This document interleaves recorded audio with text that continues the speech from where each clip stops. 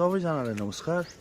यो भिडियोमा विशेष गरी हजुरहरुको लागि हामीले जुन घरमै जुन राखेका जुन बोकाहरू छन् तिनलाई चाहिँ हामीले खसी बनाउने एउटा जमर्को गरेका छौं। त्यो कसरी बनाउने, कति डेटमा बनाउने, लगभग कति महिनाको बनाउँदाखेरि उपयुक्त हुन्छ भनेर त्यसको बारेमा केही डिटेल इन्फर्मेसन तपाईहरुलाई दिनेछु। अब चाहिँ त्यतातिर जाऊ है त। र सरलाई मैले यो सानो कार्यक्रममा चाहिँ मैले स्वागत गरेँ। आज चाहिँ विशेष गरी हामीले यो खसी बनाउने प्रक्रियाको बारेमा चाहिँ केही इन्फर्मेसन लिन खोजिरहेका छौँ। सरले आफ्नो परिचय सहित क्रमशः रूपमा केही कुराहरू जोडिदिनुस् न। हजुर, धन्यवाद। नमस्कार। म दामोदर घिमिरे, म शुद्धोदन गाउँपालिका पशु सेवा शाखाको नायब पशु स्वास्थ्य प्राविधिक। र यो खसी बनाउने चाहिँ हामी उपयुक्त उमेर हजुर भन्नुभयो हजुरले। जुन खसी चाहिँ हामीले विशेष गरी पाठाहरूलाई भनौँ न अहिले हजुर हैन, खसी बनाउने भनेको प्रजनन अयोग्य बनाउने हो है। जस्तो खसी बनाउँदाखेरि कस्तो पाठा छान्ने त भन्दा प्रजननको लागि हाड नाता पर्छ, घरमै जन्मियो, त्यसको दिदी बहिनी छ अथवा आमामा लागेर अनावश्यक प्रजनन हुन्छ भने त्यस्तो पाठाहरू चाहिँ एउटा त्यो पनि खसीको लागि बनाउने भयो, खसी बनाउन सकियो हैन। हजुर। अनि त्यसपछि त्यो जुन चाहिँ प्रजननको लागि छाँटेका बोकाहरूबाट बाँकी रहेका अयोग्य भएकाहरूलाई पनि हामीले खसी बनाउने गरिन्छ। र अब खसी बनाउन उपयुक्त उमेर भनेको पाठाहरूको 1 महिनादेखि 3 महिनासम्म भनौँ। विशेष गरी चाहिँ 45 दिनदेखि 2 महिनासम्मको सबभन्दा उपयुक्त राम्रो हुने गर्छ। र यो चाहिँ खसी बनाउँदा 2 किसिमले बनाइन्छ।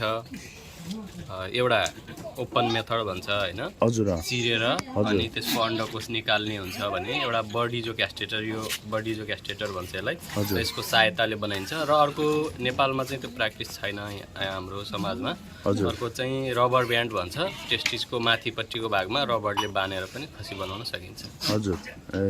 अनि जस्तो यो यिनीहरूको ग्रोथको हिसाब गर्ने हो भने बोका पाल्दाखेरि राम्रो कि खसी पाल्दाखेरि राम्रो, यसको बारेमा नि केही इन्फर्मेसन भनिदिनु न। ग्रोथको हिसाबमा भन्दा मासुको लागि चाहिँ खसीमा जुन बोका पाल्दाखेरि बोकामा जुन एक किसिमको गन्ध आउँछ, हजुर, खसी पारेपछि चाहिँ त्यसको गन्ध हटेर जान्छ। हजुर। भने अर्कोतिर जुन खसी पालेर जति उमेर छिप्पिए पनि त्यसको मासु खाँदा चाहिँ करिलै स्वाद आउँछ भने बोकामा चाहिँ अलि मासु उमेर छिप्पियो भने मासु चाहिँ अलि साह्रो हुने, त्यस्तो नरम चाहिँ खसीमा जस्तो नरम नहुने हुन्छ। अनि त्यसै गरी जस्तो यो जुन हामीले त्यसमा त्यो अचेटे गर्दाखेरि अलिकति घाउहरू हुने गर्छ, केही हुने गर्छ, त्यसलाई चाहिँ कस्तो औषधिहरू हामीले कति दिनसम्म के गर्नुपर्ने हुन्छ, केही हुन्छ? यो बर्डिजो क्यास्टेटले खसी बनाउँदाखेरि हजुर चाहिँ घाउ लाग्दैन। हजुर। र छालामा हल्का च्याप्ने हो, छाला च्याप्ने हो। भित्रको जुन भास डिफरेन्स र स्पर्मेटिकोडलाई छालासँग अटेजेर भित्रै च्यापिन्छ। त्यो कारणले गर्दा बाहिर चाहिँ घाउ लाग्दैन, भित्र बाहिर कुनै पनि किसिमको घाउ हुँदैन। यो चाहिँ 1 हप्तामा आफै रिकभर भएर जान्छ। त्यस्तो समस्या टेस्टिस बिस्तारै सुक्दै जान्छ, त्यसपछि खसी बन्छ। यसले कुनै घाउहरू बन्दैन। र समग्रमा भन्नुपर्दा चाहिँ 1 महिनादेखि 3 महिना, 1 महिनादेखि 3 महिनाको उमेर उपयुक्त उमेर हो हैन। तर ठुलोलाई पनि बनाउन नसकिने भन्ने चाहिँ होइन, बनाउन सकिन्छ, तर स्ट्रेस हुन्छ पछि चाहिँ। यो चाहिँ यो एउटा टेस्टिस, यसको अण्डकोष भन्छ, त्यो अण्डकोष चाहिँ सानो साइज छ।